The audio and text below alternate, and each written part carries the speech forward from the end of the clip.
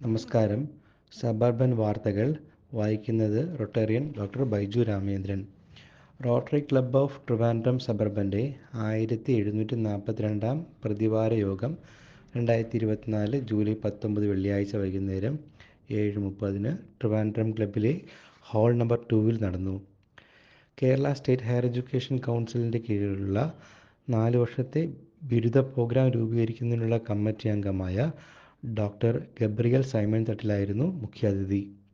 4 വർഷ degree പ്രോഗ്രാമും പുതിയ വിദ്യാഭ്യാസ നയവും എന്നതായിരുന്നു വിഷയം. റൊട്ടേറിയൻ ഡോക്ടർ സരിത KR സ്വാഗത പ്രസംഗം നടത്തി.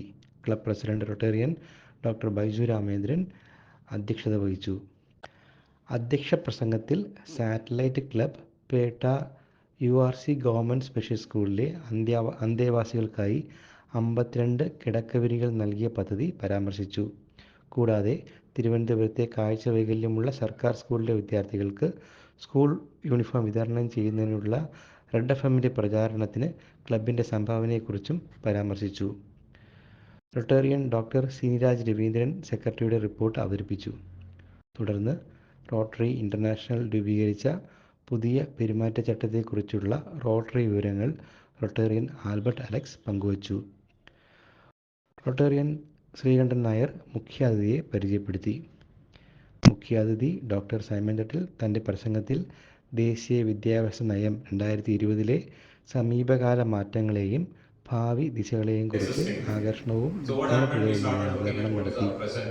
അദ്ദേഹം കേരളത്തിലെ 4 വർഷ ഡിഗ്രി പ്രോഗ്രാമിൻ്റെ നേട്ടങ്ങളും പ്രത്യാഘാതങ്ങളും ഊന്നിപ്പറഞ്ഞു. That is not what actually was conceived in. So you say you can do many courses. തുടർന്ന് സജീവമായ ഒരു ചോദ്യോത്തരവേള നടന്നു. ക്ലബിൻ്റെ അനുമോദന സൂചകമായി ഡോക്ടർ സൈമൺ തട്ടലിന് റൊട്ടേറിയൻ T ജയകുമാർ മെമൻറ്റോ സമ്മാനിച്ചു. തുടർന്ന് അദ്ദേഹത്തിൻ്റെ നന്ദി പ്രകാശത്തോടെ യോഗം അവസാനിച്ചു.